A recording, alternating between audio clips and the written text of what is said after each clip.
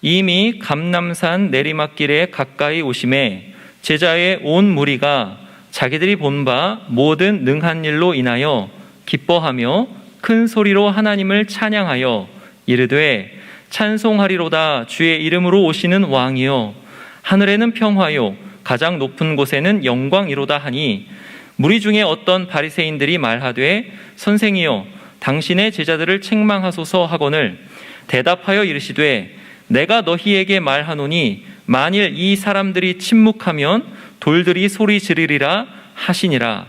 가까이 오사 성을 보시고 우시며 이르시되 너도 오늘 평화에 관한 일을 알았더라면 좋을 뻔하였거니와 지금 내 눈에 숨겨졌도다. 날이 이를지라 네 원수들이 토둔을 쌓고 너를 둘러 사면으로 가두고 또 너와 및 그 가운데 있는 네 자식들을 땅에 메어치며 돌 하나도 돌 위에 남기지 아니하리니 이는 내가 보살핌 받는 날을 알지 못함을 인함이니라 하시니라. 성전에 들어가사 장사하는 자들을 내쫓으시며 그들에게 이르시되 기록된 바 내 집은 기도하는 집이 되리라 하였거늘 너희는 강도의 소굴을 만들었도다 하시니라. 예수께서 날마다 성전에서 가르치시니 대제사장들과 서기관들과 백성의 지도자들이 그를 죽이려고 꾀하되 백성이 다 그에게 귀를 기울여 들으므로 어찌할 방도를 찾지 못하였더라. 아멘. 오늘은 종려주일입니다. 종려주일이란 잘 아시듯이 예수님께서 십자가에서 죽으시기 위해 예루살렘으로 입성하실 때 백성들이 종려나무 가지를 베어서 그 앞길에 깔면서 예수님을 환영한 것을 기념하는 주일이죠. 이날부터 본격적으로 고난주간이 시작됩니다. 오늘 본문 말씀을 보면 예수님께서 입성하실 때 백성들의 환호가 대단했던 것을 볼 수 있습니다. 37절, 38절을 보세요. 이미 감람산 내리막길에 가까이 오심에 제자의 온 무리가 자기들이 본 바 모든 능한 일로 인하여 기뻐하며 큰 소리로 하나님을 찬양하여 이르되 찬송하리로다. 주의 이름으로 오시는 왕이여, 하늘에는 평화요 가장 높은 곳에는 영광이로다 하니. 오늘 누가복음 본문에는 제자의 온 무리가 이렇게 주님을 하나님을 찬양하면서 환영했다 그랬는데요. 동일한 사건을 기록하고 있는 요한복음 12장 12절에 보면 명절에 온 큰 무리가 이 환호의 대열에 다 참여했다고 되어 있습니다. 6월절 명절을 지키기 위해서 이스라엘 전역에서 그리고 또 해외에서까지 온 그 많은 사람들 이 환호의 대열에 많이 참석했다는 거죠. 제가 중학교 다닐 때 우리나라 대통령이 해외 순방을 마치고 귀국하시거나 아니면 외국의 국가 원수가 우리나라를 방문하게 되면 저희 학교를 비롯한 인근의 여러 학교들에서 학생들이 전부 동원이 돼요. 그래서 길가에 쭉 늘어서서 태극기를 막 흔들면서 열렬히 환호했던 그런 기억이 납니다. 예수님께서 예루살렘에 입성하실 때 백성들이 보인 반응이 그와 같은 것이었던 것 같아요. 자, 분위기가 이쯤 되면 그 주인공이신 예수님께서도 굉장히 기분이 좋으셨을 것 같습니다. 아니, 마땅히 그래야 될 것 같아요. 그런데 실제로는 전혀 그렇지 않았습니다. 오히려 정반대였어요. 여러분 41절을 보세요. 가까이 오사 성을 보시고 우시며. 예수님께서는 백성들이 자신을 열렬히 환호하고 있는 그런 와중에 예루살렘에 가까이 오시더니 성을 보시고 우셨어요. 또한 45절로 46절도 보면요, 성전에 들어가사 장사하는 자들을 내쫓으시며 그들에게 이르시되 기록된 바 내 집은 기도하는 집이 되리라 하였거늘 너희는 강도의 소굴을 만들었도다 하시니라. 같은 사건을 기록하고 있는 마가복음 11장 15절에 보면 예수님께서 성전에서 장사하는 사람들의 상과 의자를 전부 둘러부셨다고 그렇게 기록하고 있습니다. 대단히 분노하신 거죠. 대단히 분노하셨어요. 백성들은 환호하며 열광하는데 정작 그 환호의 대상이신 예수님은 슬피 우시고 분노하셨어요. 참 아이러니하지 않습니까? 그러면 예수님께서 그렇게 슬피 우시고 분노하신 이유가 무엇이었을까요? 어째서 예수님의 예루살렘 입성은 그렇게도 우울한 입성이었을까요? 먼저 예수님께서 우신 이유부터 살펴보죠. 41절을 다시 보시면 예수님께서는 예루살렘 성에 가까이 오사 그 성을 보시고 우시면서 이런 말씀을 하셨어요. 42절입니다. 이르시되 너도 오늘 평화에 관한 일을 알았더라면 좋을 뻔하였거니와 지금 내 눈에 숨겨졌도다. 이 말을 좀 더 쉽게 표현하면 이런 말입니다. 과연 너에게 평화를 가져다 주는 것이 무엇인지를, 평화를 가져다 주는 분이 누구인지를 내가 알았더라면 좋았을 텐데 내 눈이 가리워져서 그것을 보지 못하는구나. 이런 말이에요. 자, 이 말의 의미가 뭘까요?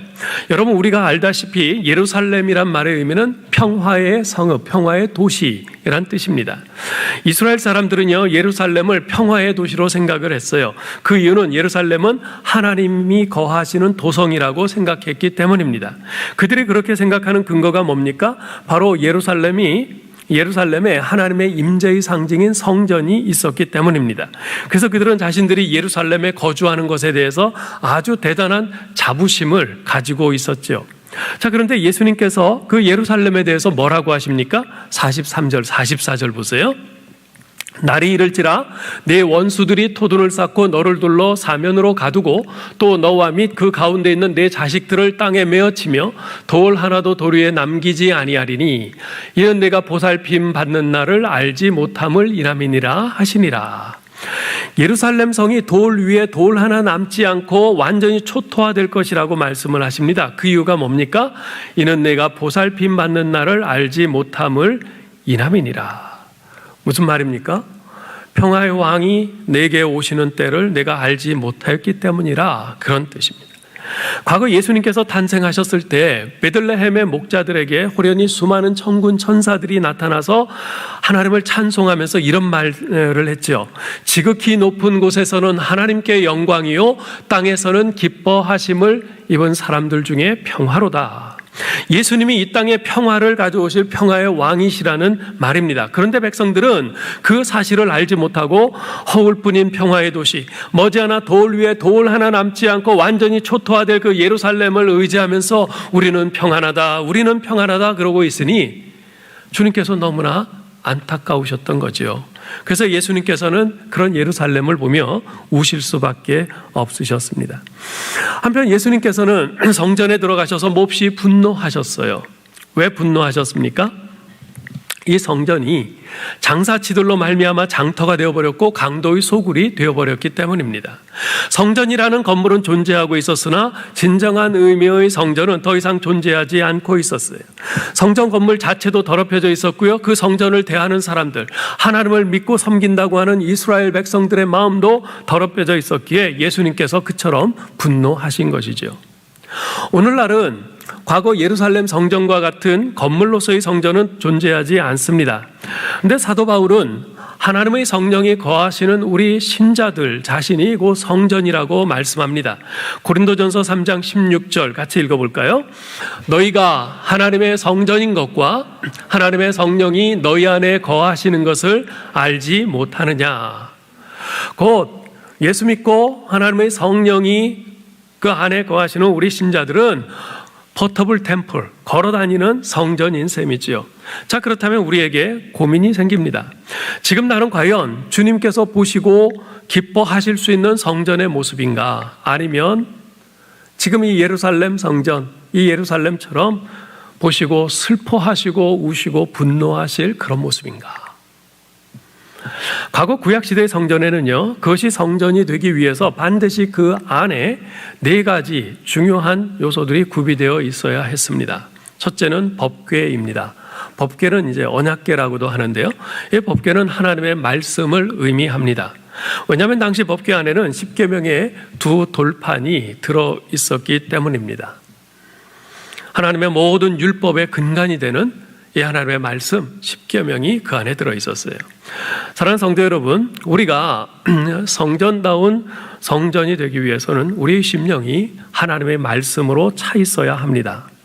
제가 여러분에게 한 가지 질문을 드리고 싶어요. 주일 예배나 수요 예배, 새벽 예배 등 예배 시간에 성경 읽는 것 말고 여러분이 개인적으로 따로 시간을 내서 내가 매일 성경을 읽는다. 그런 분 한번 속으로, 마음속으로 손을 한번 들어보시기 바랍니다. 만일 여러분이 내가 개인적으로 매일 따로 시간을 내서 성경을 읽지 않는다면 지금 여러분의 영혼은 과연 어떤 상태에 있을 것 같습니까? 하나님의 말씀은 우리 영혼의 양식인데 이 영혼의 양식인 하나님의 말씀을 읽지 않는 그런 우리의 영혼은 과연 어떤 모습일까요? 파리하게 메말라 있지 않겠습니까? 만약 우리가 성경을 읽지 않는다면 과연 우리는 무엇을 믿으면서 신앙생활을 하는 걸까요? 우리가 성경을 읽지 않으면 그때 우리가 믿는 것은 우리 자신의 뜻이요, 우리 자신의 욕망입니다. 그렇다면 우린 절대로 움직이는 성전이 될 수 없습니다. 교회 안에서는 그리스도인의 모습일지 모르지만 이곳을 나가서는 절대로 그리스도인의 모습으로 살 수 없습니다. 여러분, 미신과 참신앙의 차이가 무엇이라고 생각하세요? 미신과 참신앙의 차이. 그 미신은 우리가 흔히 생각할 수 있는 게 이제 무당을 생각할 수 있는데요. 무당을 찾아가서 구슬하고 두 손 모아 두 손을 비비면서 막 열심히 소원을 비는 사람들 모습 한번 생각해 보세요. 우리 그리스도인들이 새벽기도 나와서 하나님 앞에 기도하는 모습보다 어쩌면 더 진지해 보입니다. 서울에 이름 있는 무당들을 찾아가서 한번 굿하는데 수천만 원, 심지어는 수억 원까지 그 복채를 내야 된다고 그래요. 우리 그리스도인들이 하나님 앞에 헌금하는 것보다 훨씬 많은 금액을 복채로 냅니다. 그들은 무당이 써주는 부적을 아주 신주단지 모시듯 합니다. 그리스도인들이 성경을 소중히 여기는 것보다 훨씬 더 소중히 여기는 것 같아요. 그러나 그런다고 해서 그들을 우리는 신앙인이라 부르지 않습니다. 미신이라고 하는 것은 내게 있는 재능이나 물질로 신을 달래고 얼러서 신을 움직이고 변화시키려고 하는 겁니다. 내 목적에 맞게 신을 움직이고 바꾸려고 하는 거예요. 그게 미신이에요. 그러나 참 신앙은 절대자이신 하나님은 결코 변할 수 없는 분임을 깨닫고 그분 앞에서 내가 바뀌는 겁니다. 즉 참신앙과 미신의 결정적인 차이점은 내가 변화하느냐 아니면 내가 믿는 신을 변화시키려 하느냐, 바로 거기에 있어요. 이 말은 내가 비록 교회에 다닌다 해도 하나님의 말씀에 따라 내가 변화하려 하지 않고 하나님이 내 뜻에 맞춰주시기를 바란다면 그것은 참신앙이 아니라 미신이라는 것이에요. 하나님을 믿는다고 하는 신자들이 오늘날 많이 미신화되어 갑니다. 그 이유는 한 가지입니다. 하나님이 어떤 분이신지를 알려 하지 않고 내 욕망, 내 뜻을 따라서 하나님을 움직이고 하나님을 변화시키려고 하기 때문에 그렇습니다. 자기가 원하는 것을 이루어 주도록, 하나님이 나에 맞춰주도록 그렇게 하나님을 움직이고 변화시키려고 하는 겁니다. 참신앙은 반대입니다. 하나님이 요구하시는 뜻을 알고 거기에 맞춰서 내 자신을 변화시켜 가는 것, 그것이 참신앙입니다. 왜냐하면 나는 어리석고 부족하며 실수가 많은 존재이지만 우리 하나님은 지혜로 충만하시고 완전하시며 실수가 없으신 분이시기 때문에 그렇습니다. 따라서 내가 원하는 바와 하나님의 뜻이 다를 때 누구를 따라야 되겠어요?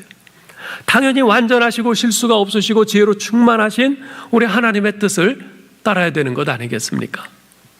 그러기 위해서는요, 반드시 하나님의 말씀을 가까이 해야 합니다. 다른 방법은 없습니다. 일주일에 한 번 교회에 와서 설교 듣는 것만으로는 결코 충분하지 않습니다. 여러분 스스로 매일 시간을 내서 부지런히 성경을 읽으셔야 합니다. 읽고 묵상하셔야 됩니다. 여러분, 우리 몸이 매일 음식을 먹어야 되잖아요. 하루 세 끼 식사를 꼬박 챙겨 먹어야 온몸에 근육과 뼈마디가 튼튼해지고 우리가 건강하게 살 수 있는 것 아니겠습니까? 우리 영혼도 마찬가지예요. 영혼의 양식인 하나님의 말씀을 우리가 매일 부지런히 먹지 않으면 우리 영혼은 말라갈 수밖에 없어요. 우리 영혼이 말라가면 우리는 미신적인 신앙생활을 할 수밖에 없게 되는 겁니다. 그래서 여러분 스스로 매일 시간을 내서 부지런히 성경 읽으시고 묵상하셔야 됩니다. 그때야 비로소 여러분의 신앙은 미신에 빠지지 않고 참 신앙을 회복하게 될 것입니다. 그때 비로소 여러분은 참 성전된 모습을 회복하게 될 것입니다. 두 번째, 성전 안에 꼭 있어야 되는 것은 등대입니다. 바닷가에 있는 등대 말고요. 이 등잔입니다. 등잔. 옛날 성전에는요, 반드시 금으로 만든 등대를 구비하고 거기에 감람유를 부어서 성막 안을, 그 성전 안을 밝히 비추도록 했습니다. 이 등대는 어둠을 밝히시는 빛이신 삼위일체 우리 하나님을 상징합니다. 오늘 신약 시대에 우리 마음 속에 이 등대를 구비한다고 하는 것은 날마다 우리가 성령의 조명하심 속에 살아가는 것을 의미합니다. 우선 우리가 성경 읽을 때, 하나님의 말씀을 읽을 때 성령의 조명하심이 꼭 필요합니다. 내가 아무리 성경을 읽는다 해도 성령님의 조명하심이 없으면 성경은 그저 종이에 글자가 새겨진 인쇄물에 불과합니다. 하나님의 말씀은 살아있고 활력이 있어 좌우의 날선 어떤 검보다도 예리하여 혼과 영과 및 관절과 골수를 찔러 쪼개기까지 하며 또 마음의 생각과 뜻을 판단하나니 라고 한 히브리서 4장 12절 말씀이 실제 우리에게서 이루어져서 우리를 변화시키게 되는 것은 오직 성령의 조명하심으로만 가능한 것입니다. 근데 성령의 조명하심은 단지 우리가 성경을 읽을 때만 필요한 것이 아닙니다. 우리가 하루하루를 살아감에 있어서 성령의 조명하심이 필요합니다. 이 길이 과연 내가 가야 하는 길인지 아니면 가지 말아야 하는 길인지를 정확히 결정을 하려면 분별력이 필요하죠. 그런데 그 분별력을 주시는 분이 바로 성령님이세요. 그래서 하루를 시작하면서 먼저 성령님의 도우심과 인도하심을 구해야 합니다. 그러한 성령님의 조명하심, 인도하심을 의지하며 살아가는 삶이 우리를 진정한 하나님의 성전으로서 살 수 있게 하는 것입니다. 세 번째 성전에 꼭 있어야 되는 것은 분향단입니다. 성전의 성소에는 분향단이 있는데요, 제사장은 아침 저녁으로 거기에 향을 피워야 했습니다. 이 향을 피우면 그 향기가 하늘로 올라가죠. 그렇게 우리 마음을 하나님께 올려드리는 것입니다. 자, 그런데 요한계시록 5장 8절에 보면요, 네 생물과 24장로들이 향이 가득한 금대접을 가졌는데 이 향은 성도의 기도들이라 하고 이렇게 말씀하고 있습니다. 즉 우리가 하나님의 성전으로서 온전히 세워지기 위해서는 기도 생활이 반드시 필요합니다. 자, 그런데 우리가 예수 믿고 교회 다니는 사람 치고 기도 안 하는 사람은 없을 겁니다. 뭐 본인이 기도를 잘 못한다고 그렇게 생각할지 모르지만 그래도 다 우리는 기도를 해요. 예? 자, 그런데 과연 기도한다는 의미가 뭔가? 우리가 이것을 이 시간에 좀 잠깐 생각을 할 필요가 있어요. 사도행전 8장에 보면 베드로와 요한이 사마리아에 가서 사람들에게 안수 기도를 하자 성령이 그들에게 임했어요. 근데 마술사 시몬이 그 광경을 봤어요. 그걸 보고 너무나 신기해서 즉석에서 자기 주머니를 열어서 베드로에게 돈을 주면서 부탁을 합니다. 이 권능을 내게도 주어 누구든지 내가 안수하는 사람은 성령을 받게 하여 주소서. 이래요. 그 말을 들은 베드로가 이르되 내가 하나님의 선물을 돈 주고 살 줄로 생각하였으니 내 은과 내가 함께 망할지어다, 이렇게 책망을 하면서 이런 말을 합니다. 그러므로 너의 이 악함을 회개하고 주께 기도하라. 혹 마음에 품은 것을 사하여 주시리라. 네. 이 악함을 회개하라. 이 악함이란 게 뭡니까? 지금 이 마술사 시몬이 베드로가 안수할 때 성령이 임하는 것을 보고 그것을 돈 주고 살라고 그랬어요. 왜 그랬겠어요? 나도 내가 이렇게 안수하는 사람마다 성령이 임하고 그러면 사람들 사이에서 자기 명성이 높아지고 자기가 영광을 받고 그러고자 한 거죠. 그런 인간의 악한 욕망, 지금 그것을 지적한 겁니다. 그것을 회개하라 그러면서 주께 기도하라 그랬어요. 여기서 기도하라는 말은요, 헬라어로 데오마이란 단어인데요, 이 데오마이란 단어는 붙들어 맨다는 뜻이에요. 붙들어 맨다. 예. 즉 기도는 나의 욕망을 하나님께 일방적으로 통보하고 아뢰고 그래서 하나님의 보좌를 흔들어서 내가 원하는 나의 욕망을 얻어내는 것이 기도가 아니라 하나님에게 나를 붙들어 매는 겁니다. 하나님의 뜻에, 하나님의 말씀에, 하나님의 주권에 내 심령을 붙들어 매는 겁니다. 그게 기도입니다. 그래서 기도는 노동이에요. 왜냐하면 하나님의 말씀에, 하나님의 뜻에 내 심령을 붙들어 매는 일은 결코 저절로 되지 않기 때문에 그렇습니다. 우리의 욕망은 상당히 강해요. 네. 내 심령을 하나님의 말씀에 붙들어 매려는 그 기도의 노동이 없을 때 우리는 언제든지 결정적인 순간에 마술사 시몬이 됩니다. 여러분, 사도행전 8장 13절에 보면요, 당시 시몬도 예수 그리스도를 믿고 세례를 받은 사람이에요. 그리고 전심으로 빌립을 따라다녔다고 성경은 기록하고 있어요. 누가 봐도 진짜 신자죠. 그럼에도 불구하고 결정적인 순간에 그는 욕망에 자신의 심령을 붙들어 매는 거예요. 예. 욕망이 그렇게 강해요. 예. 왜 그렇게 그가 참 신자처럼 세례도 받고 전심으로 빌립 집사를 따라다니면서 그렇게 했음에도 불구하고 왜 결정적인 순간에 욕망을 쫓았을까요?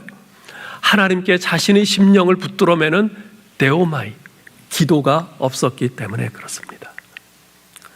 지금 여러분의 기도 생활은 어떻습니까? 여러분 하루를 시작하면서 가장 먼저 하나님께 기도하고 있습니까? 하루를 마치면서 하나님께 머리 숙여 기도하십니까?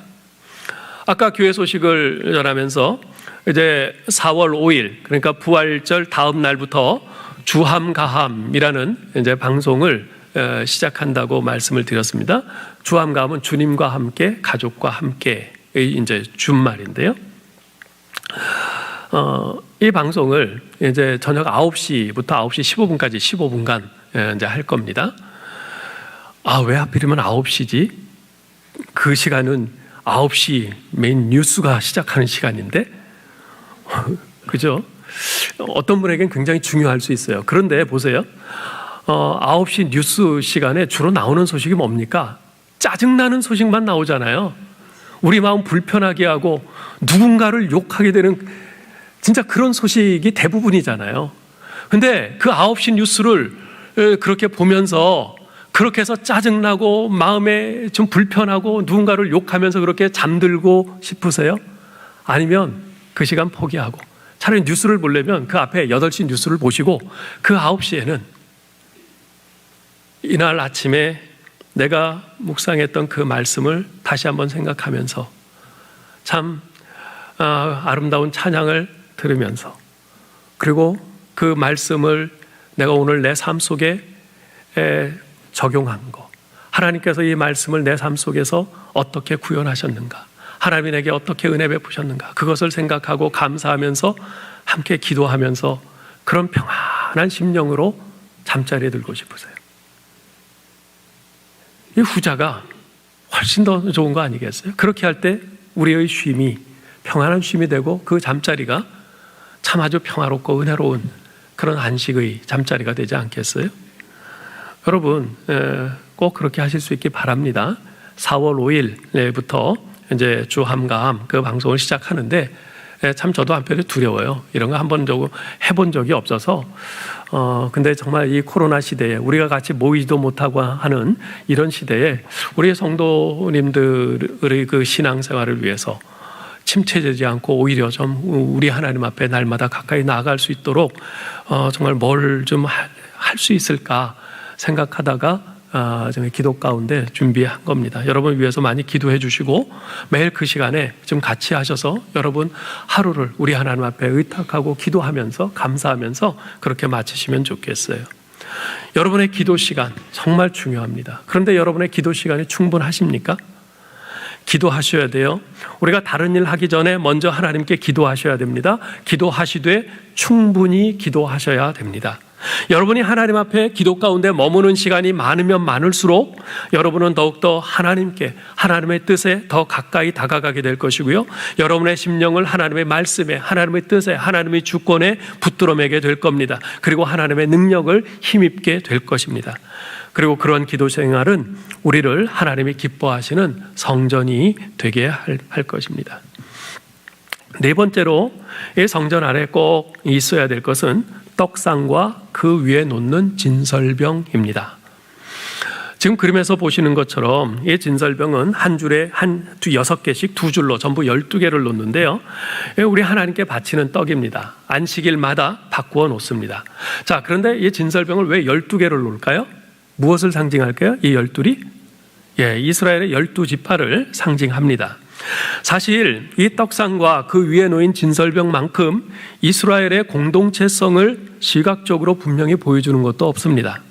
즉 12개의 진설병이 모두 성소에 있는 하나의 떡상 위에 함께 놓여 있다는 것은 이스라엘 12지파가 모두 하나님 앞에 세워진 하나님의 백성 공동체라는 것입니다.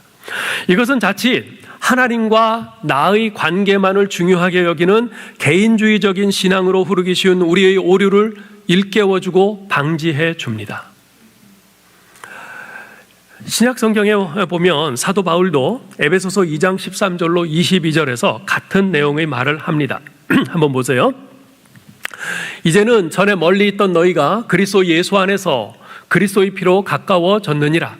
그는 우리의 화평이신지라. 둘로 하나를 만드사 원수된 것 곧 중간에 막힌 담을 자기 육체로 허시고 법조문으로 된 계명의 율법을 폐하셨으니 이는 이 둘로 자기 안에서 한 새 사람을 지어 화평하게 하시고 이는 그로 말미암아 우리 둘이 한 성령 안에서 아버지께 나아감을 얻게 하려 하심이라. 그러므로 이제부터 너희는 외인도 아니요 나그네도 아니요 오직 성도들과 동일한 시민이요 하나님의 권속이라.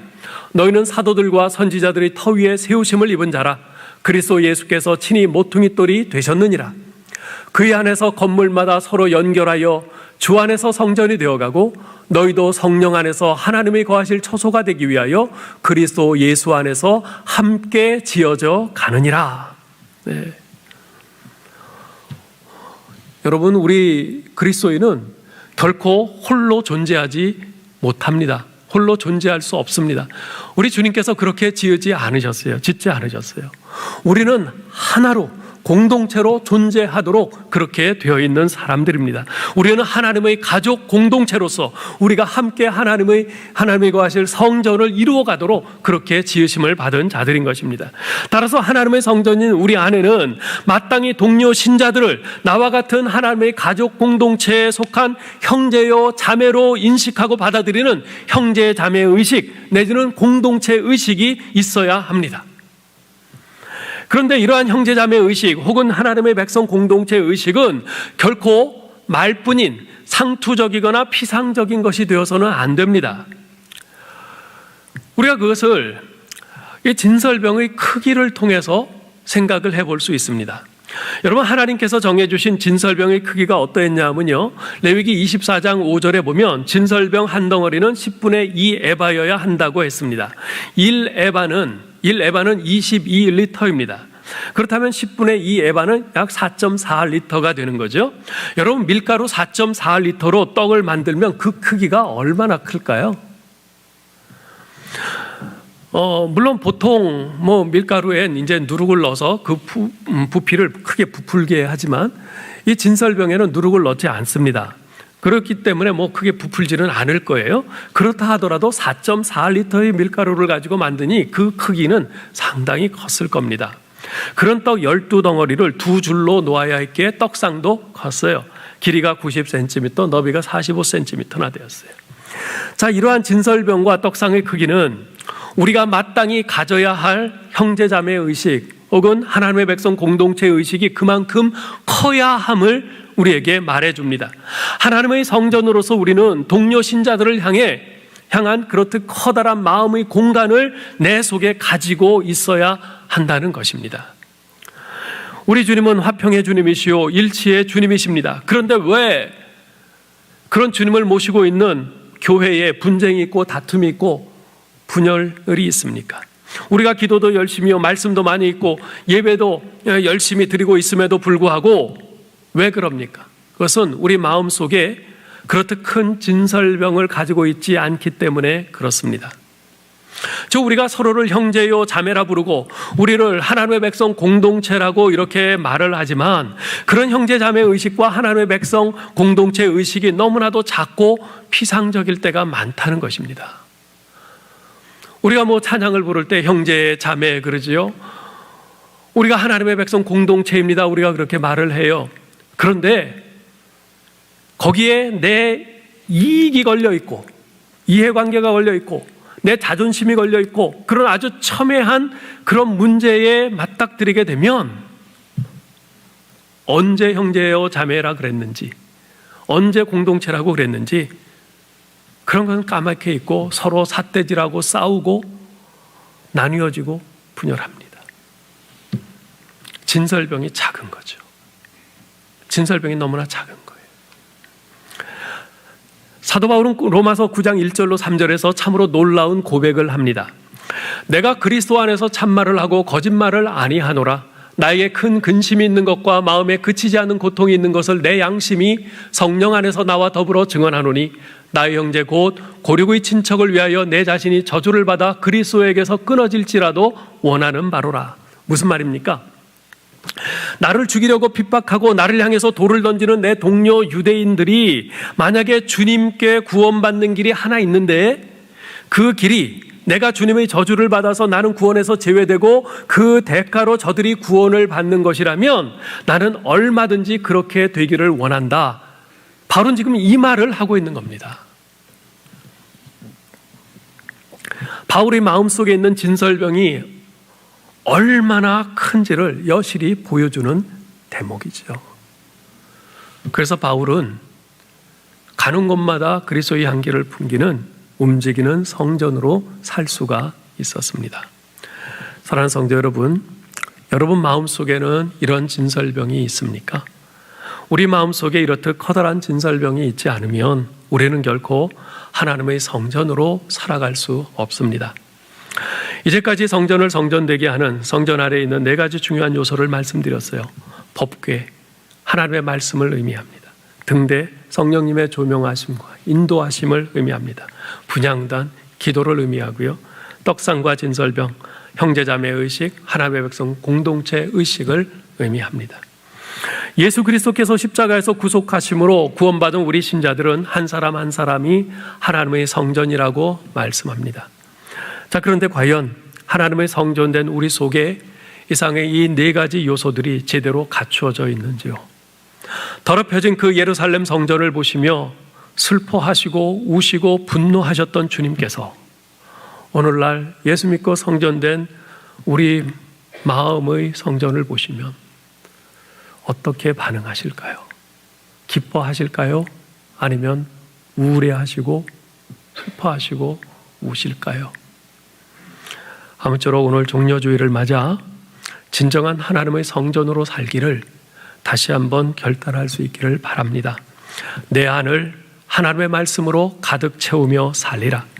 매일매일을 성령님의 조명하심과 인도하심을 따라 살아가리라.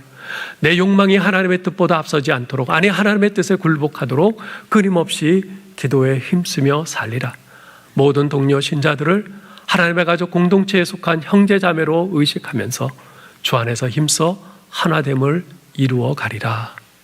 다짐하고 결단함으로 온전한 하나님의 성전으로서 살아가는 저와 여러분 될 수 있기를 주님의 이름으로 축원합니다. 하나님 아버지 은혜를 감사합니다. 우리 주 예수 그리스도께서 십자가에 죽으심으로 우리가 그 은혜로 죄사함 받고 구원받아 하나님의 자녀가 되게 하시니 감사합니다. 특별히 이러한 저희를, 이 구속의 은혜 받은 저희를 하나님의 성전이라 말씀해 주셨습니다. 하나님의 성전으로서 부족함 없이 우리가 살아야 할 터인데 주여, 주님 앞에 죄송한 것 뿐입니다. 하나님의 성전이라고 하는 우리를 주님께서 보실 때 어떤 반응을 보이실지 그저 부끄러운 것 뿐입니다. 주님, 그러나 이제 다시 시작하기를 원합니다. 하나님의 성전된 우리를 우리 안에 하나님의 말씀으로 가득 채우며 사는 저희들 되게 하여 주옵소서. 매일매일을 성령님의 조명하심과 인도하심을 따라 사는 저희들 되게 하여 주시옵소서. 내 욕망이 하나님의 뜻보다 앞서지 않도록, 아니 하나님의 뜻에 굴복하도록 끊임없이 기도에 힘쓰며 사는 저희들 되게 하여 주시옵소서. 모든 동료 신자들을 우리 하나님의 가족 공동체에 속한 형제자매로 의식하면서 내 안에 이 진설병, 그 형제자매의 의식의 크기를 더욱더 키워서 주 안에서 힘써 하나됨을 이루어가는 저희들 되게 하여 주시옵소서. 그래서 이런 저희들의 모습을 보고 주님께서 기뻐하시고 영광 받으시는 하나님의 성전된 우리들 다 되게 하여 주옵소서. 우리 주 예수 그리스도의 이름으로 기도하옵나이다. 아멘.